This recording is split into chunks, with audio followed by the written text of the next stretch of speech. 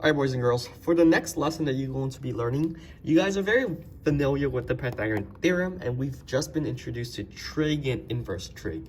Your next challenge is to be given any scenario, when do you use what, right? And so the idea is that you have all these three tools in your toolbox, and given a right triangle, when do you use any of these, okay? So for the case of the Pythagorean theorem, right? Anytime you are given like a right triangle with, let's just say, two sides, that's when you start using the Pythagorean theorem, because you have two sides. You can always use a squared plus b squared equals c squared, right? So whether they give you two legs or whether they give you like something like the hypotenuse and a leg, you always use a squared plus b squared equals c squared whenever you're given two sides, okay? Now, when do you use trig? Well, you use trig specifically when you're given just one side, right? Let's just say 4, and then you're given an angle, let's just say 25, okay? So when you're given one side and one angle, that's when you are forced to be using trig. And finally, when is it that you have to use inverse trig? Well, you use inverse trig when you're given two sides, right? But you have to solve for an angle, right? And actually, we'll draw it something like this. You're solving for an angle here when you're solving for a side, and then when you're solving for a side as well, okay?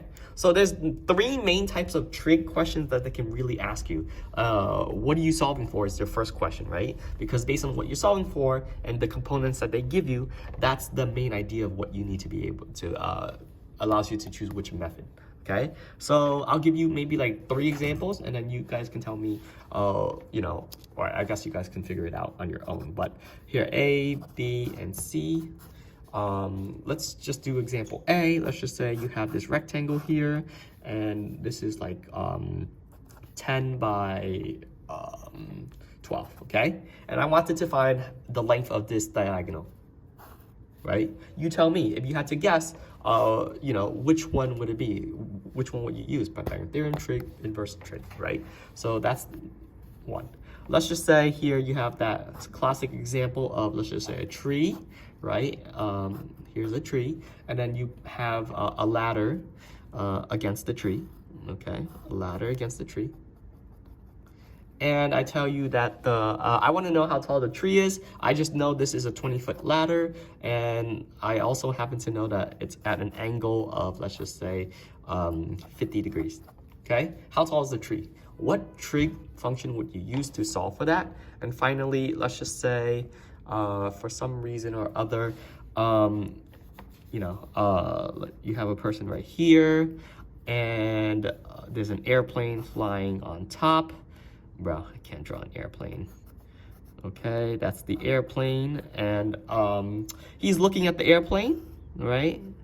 And we know that the airplane is, let's just say, 1,000 feet off the ground, and also this distance from the airplane is, let's just say, 800 feet. What is the angle at which you are looking? What is the angle in which you are looking at the airplane? Okay.